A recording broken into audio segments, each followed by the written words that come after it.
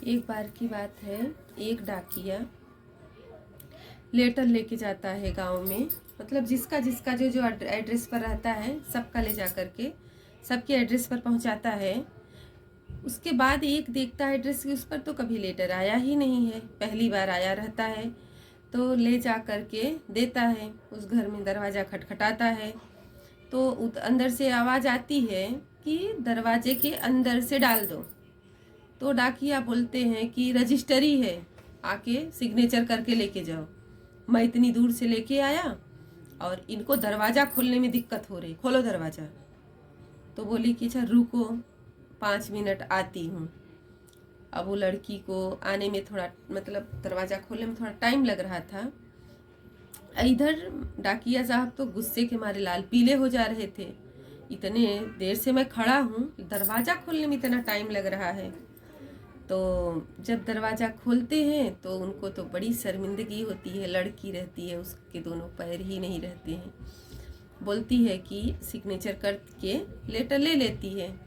डाकिया चले आते हैं, बड़ा पछतावा होता है मन ही मन, देखो ना मैं थोड़ा 2 मिनट रुक गया रहता।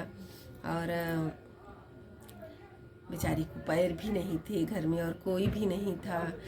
फिर दूसरी बार फिर उसका लेटर आता है। अभी उनको मिलने की, डाकिया को, पोस्टमैन को मिलने की इच्छा रहती है। लेटर के ही बहाने मैं जाकर उस लड़की के पास एक बार जाऊं, क्योंकि पहली बार वो व्यवहार सही नहीं किए थे, डांट ओट दिए थे तो उनको अच्छा नहीं लग रहा था। फिर जब ही गए, दरवाज़ा खटखटाए, बोले लेटर है, तो लड़की बोलती आती हूँ। तो बोलते हैं मत आओ, मैं दरवाजे के अंदर से डाल दे रहा हूँ। तो बोली नहीं नहीं जाओ मत, मैं आती हूँ। तो बोलती है ठीक है। फिर दरवाज़ा खोलती है कुछ देर के बाद, तो उनको बॉक्स में कुछ देती है।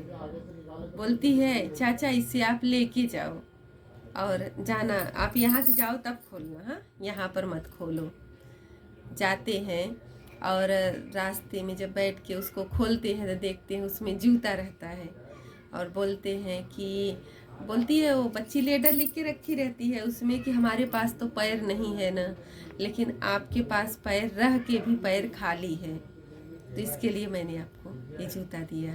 तो वो सोचने लगते हैं वो बच्ची के पास पैर नहीं है, उसने मेरा पैर खाली देख लिया, लेकिन कितने घर में जाकर के वो दिए थे तो किसी ने ध्यान नहीं दिया कि इनके पैर में चप्पल नहीं है। ऐसे ही एक और कहानी है। एक लड़का अपनी माँ के लिए जाता है जूता लेने के लिए, चप्पल लेने जाता है। दुकानदार से बोलता है कि मुझे चप्पल दो। तो दुकानदार बोलता है नंबर बताओ। तो एक जेब में से कागज निकालता है, बोलता है इसी के नाप का 2 चप्पल। तो गुस्सा जाता है, ये कोई नाप हुआ, किसके लिए ले रहे हो, और कोई नाप ही नहीं है, अभी तक क्या वो चप्पल ही नहीं पहनी है। तो बोली नहीं भैया, मेरी माँ अभी तक चप्पल नहीं पहनी, वो ना मुझे पढ़ाने लिखाने के चक्कर में वो अपने लिए कभी कुछ की ही नहीं, मेरी माँ ने अपने लिए चप्पल भी नहीं लिया था। तो ना मैं घर से जब ही निकला था ना, ये सोच के निकला था कि मैं जब कमाऊंगा तो अपनी पहली कमाई अपने माँ के लिए चप्पल खरीदूंगा। और यही पैर के निशान मैं पेपर पर अपनी माँ के पैरों के निशान में लेके आया था। आप अंदाज से मेरी माँ के पैरों के लिए चप्पल दे दो। वो चप्पल लेता है कि 800 की चप्पल लेता है। दुकानदार पूछता है कितना पैसा मिलता है तुम्हें पेमेंट, बोला 8000। वो खा पी के 5 बजता है तो बोले तुम्हारे लिए महंगी नहीं है, बोले नहीं मेरे लिए महंगी नहीं है, मेरी माँ ने बहुत कुछ मेरे लिए किया, 800 की चप्पल मेरी माँ के लिए महंगी नहीं है। तो जाने लगता है तो दुकानदार पेपर ले लेता है, बोलता है मुझे दे दो।